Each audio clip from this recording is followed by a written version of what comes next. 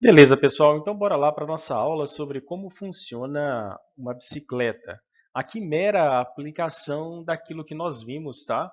Na nossa aula introdutória sobre movimento circular uniforme. O primeiro passo aqui é aprender sobre o nome de cada estrutura, tá?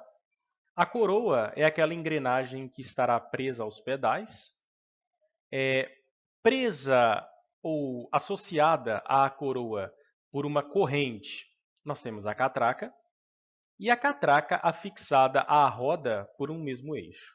Aqui a coroa será chamada de A catraca de B e a roda de R. Outro detalhe é que nós vamos discutir uma bicicleta padrão, tá? Ou seja, não é uma bicicleta de marchas aqui, apesar de que a ideia é a mesma, claro, tá bom? Mas qual é a ideia de uma bicicleta padrão? A coroa ser maior que a catraca, tá? É possível inverter? Claro, é possível inverter.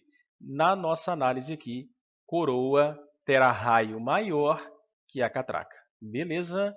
Então, bora lá. Primeira coisa, galera, é entender que a frequência das pedaladas é a frequência da coroa e não, por exemplo, a frequência das rodas, né?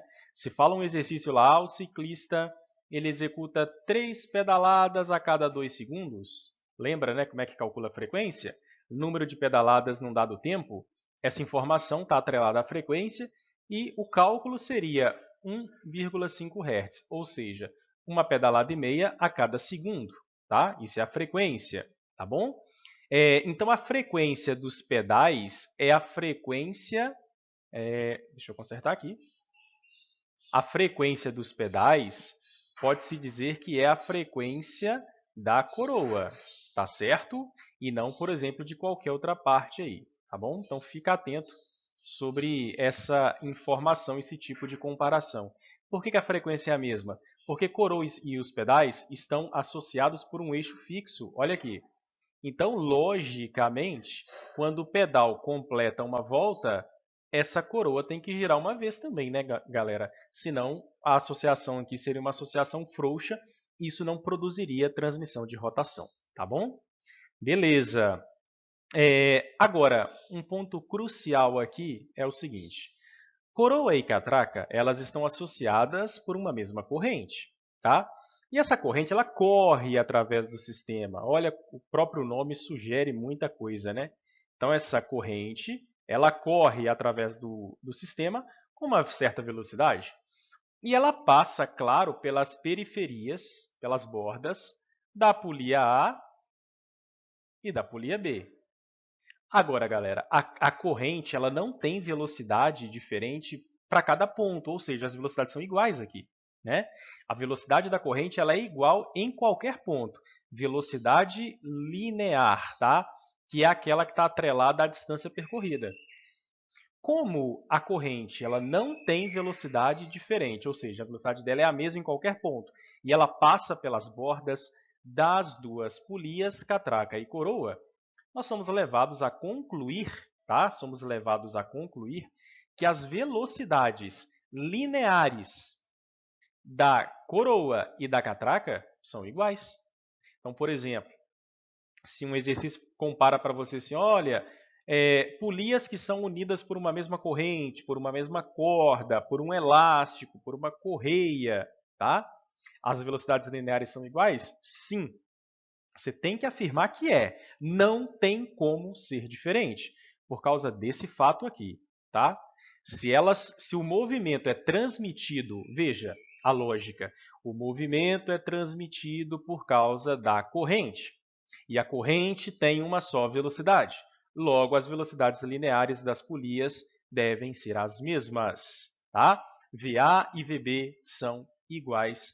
É a primeira coisa importantíssima. E, galera, se você entendeu isso daqui, o restante vem fácil. Então, bora comigo para a próxima discussão. Beleza, galera. Então, assim nós concluímos que duas polias, quando elas estão associadas por uma mesma corrente, correia ou corda, né, elas vão transmitir mesma velocidade linear. Não tem como ser diferente. Então, a velocidade linear da coroa e da catraca são iguais.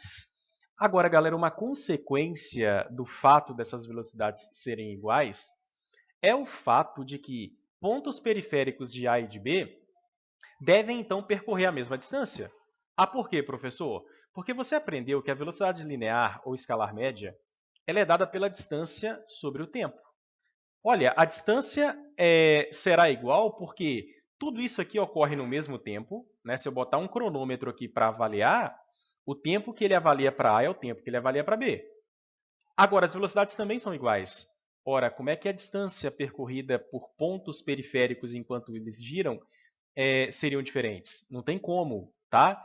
Então, mesma linear tem que ser mesma distância, tá bom? Então, é uma consequência direta da nossa análise aqui, tá? A distância que um ponto em B percorre num dado tempo é a mesma distância que um ponto em A percorre. Distância que eu falo assim, galera, imagina um ponto que está aqui, e aí você acompanha a distância que ele anda na periferia da polia. O mesmo vale para cá, a distância que ele vai andar na periferia da polia. Tá bacana? Beleza. Vamos lá para a nossa próxima constatação, então, a partir daquela de que as distâncias são iguais e as velocidades são iguais. Bem, partindo da ideia, né, concluído que as distâncias que pontos periféricos percorrem são iguais, nós vamos chegar agora numa conclusão muito importante. Veja só, o raio de A, galera, é pequeno. O raio de A é grande. Isso quer dizer o que na prática? Que para eu compensar aqui a ideia de mesma distância, o número de voltas nas polias é diferente. É como assim, olha, uma certa distância em A, para eu conseguir a mesma distância aqui, eu vou conseguir um arco maior. Por quê? Porque aqui o raio é menor, né? Então, o fato do raio de B ser menor diz o seguinte, olha, isso aqui só acontece, né? Como o raio da catraca B é menor que o da coroa A, isso aqui só vai acontecer se a polia B der o maior número de voltas, tá? É como se fosse assim, para cada uma volta da coroa, para dar a mesma distância, a polia B tem que dar mais voltas. Para percorrer a mesma distância tem que ser, imagina, né? Dois pontos que partem daqui. Aí você fala assim, o ponto A acabou de completar uma volta. Ora, não pode ser uma volta só em B, senão não dá a mesma distância. Para compensar, ele vai ter que dar mais voltas até a distância se igualar. Qual que é a consequência disso? O número de rotações é diferente, né? Ou seja, e de fato isso acontece, tá? Olha para a sua bicicleta aí que você vai ver isso. Gira os pedais uma vez. Você vai ver que a catraca ela dá um maior número de voltas. Bacana? Beleza. Tá. Constatado que a gente sabe três coisas já.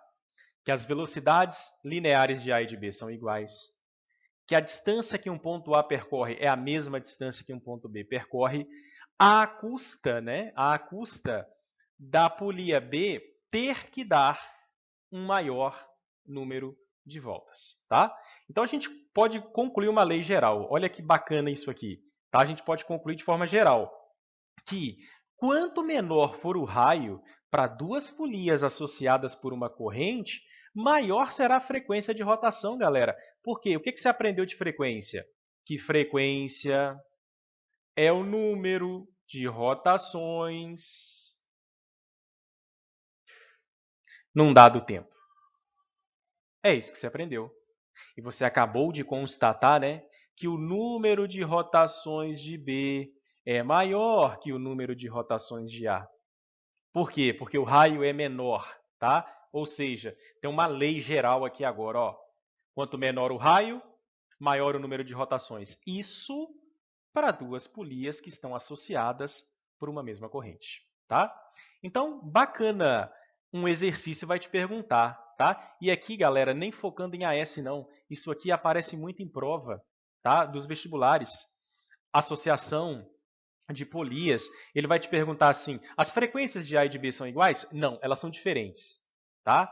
Elas são diferentes. Por quê? Porque o raio é diferente. E é possível ainda concluir qual frequência é a maior.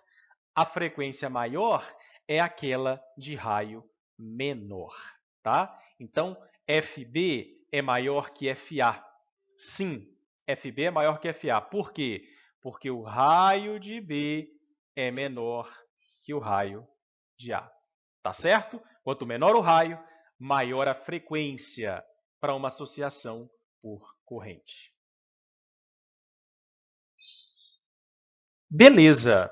A próxima constatação é sobre a velocidade angular, ômega. O que é a velocidade angular mesmo? É a velocidade de rotação. Velocidade de rotação, tá? Bem, tá óbvio então, hein? Se eu já te contei que quanto menor o raio, maior o número de rotações, ora, a velocidade angular de B tem que ser a maior delas. Se a velocidade angular é aquela que mede a taxa de rotação, né, a velocidade angular de B tem que ser maior. Ou seja, ômega-B tem que ser maior que ômega-A. Motivo? O motivo é porque a frequência de B é maior que a frequência de A.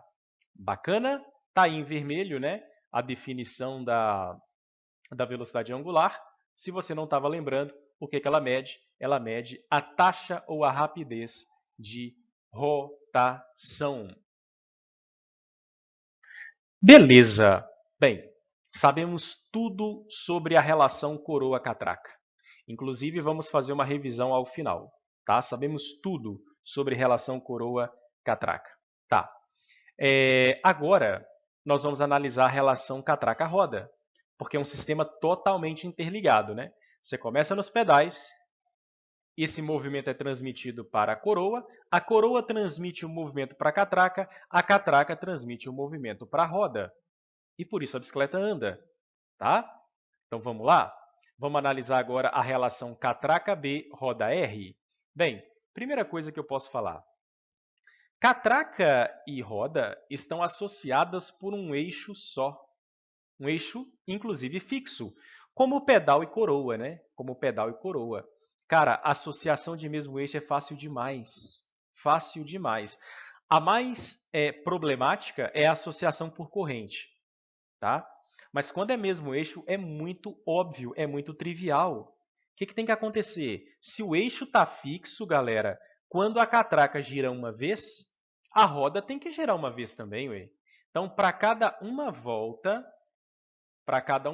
da catraca, a catraca é B, para cada uma volta de B, uma volta de R, ora. Né? A associação de mesmo eixo funciona assim. Para cada uma pedalada, né, a coroa também tem que girar uma vez. Tá bom? Ótimo. Então, já dá aqui para tirar alguma informação importante balizada por isso aqui, ó. Associação de mesmo eixo. Bem, logo já dá para sacar de cara que as frequências então são iguais. Eu não disse que o número de voltas é igual, né? Se o número de voltas é igual, a frequência de rotação de catraca e roda também são frequências iguais. Isso está escrito aqui. FB é igual a FR. Beleza. O que mais é possível de se concluir? Ora, se as frequências são iguais, as velocidades angulares de rotação também. Isso é óbvio, eu já disse. Catraca girou uma vez, a roda tem que girar uma vez. Quem mede a taxa de rotação? Velocidade angular. Logo, ômega-A tem que ser igual a ômega-B. Tá certo? Beleza. Então, vamos agora para um panorama geral sobre tudo aquilo que nós vimos e algumas perguntas que é possível de se fazer sobre esse sistema totalmente interligado. Então, bora lá, vem comigo. Bem, primeira coisa, o que nós vamos analisar aqui? Revisar, né? Revisar. A relação coroa-catraca. O que você vai olhar primeiro? Como o movimento é transmitido? É transmitido por uma corrente. Tá, se é transmitida por uma corrente, eu já aprendi que quanto menor o raio, maior é a frequência. Tá aí, ó. Quanto menor o raio, maior é a frequência. Bem, aprendi também que período e frequência são inversamente proporcionais. Um exercício pode te perguntar, tá? Um exercício pode te perguntar sobre o tempo de uma volta. O tempo de uma volta é óbvio que é menor para B, para a polia menor. Se ela gira mais vezes no mesmo tempo que a polia A, tipo, em 1 minuto, quem girou mais vezes? Polia B. Ora, então a taxa de rotação dela é maior. É claro que ela tem que gastar menos tempo por volta. O período é o tempo para cada volta, tá? Mas tem uma outra forma de se concluir isso, né? Período e frequência são grandezas inversamente proporcionais. Se a frequência aumenta, claro que o período diminui, né? Beleza, outra coisa que um exercício pode te perguntar, as velocidades lineares aí são iguais ou são diferentes? Bem, nós aprendemos que são iguais, porque quem transmite o movimento é a corrente, né? E a corrente tem uma velocidade só. Ela não tem duas velocidades para eu falar assim, quando chega em A, ela anda mais devagar, a corrente, e quando chega em B, ela anda mais rápida, ou o contrário. Não faz nenhum sentido isso, né? Pois bem, outra coisa que um exercício pode perguntar é, e as angulares, são iguais ou diferentes? Aí, galera, você vai bater o olho na frequência, né? Frequência maior, já que a frequência é o número de rotações por tempo, frequência maior, angular maior.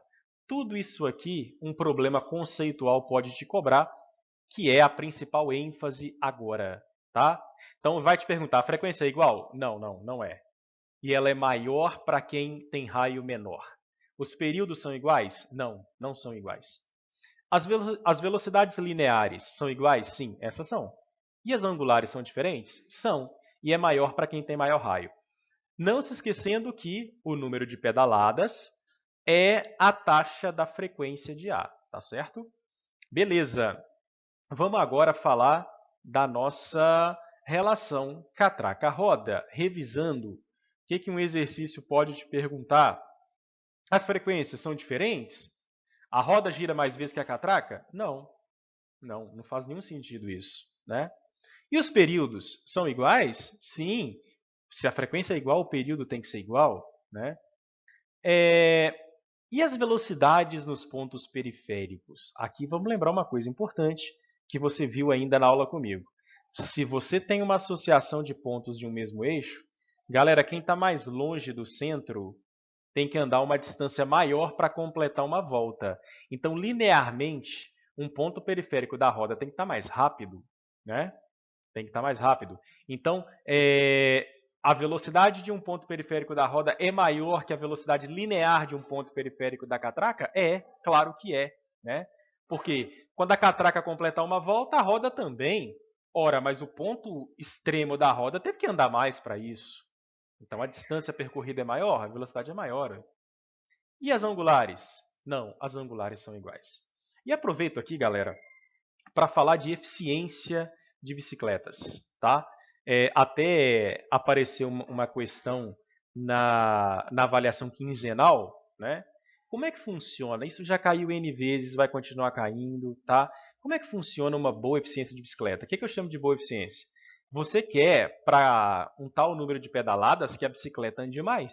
É isso que você quer. Você quer dar velocidade para ela.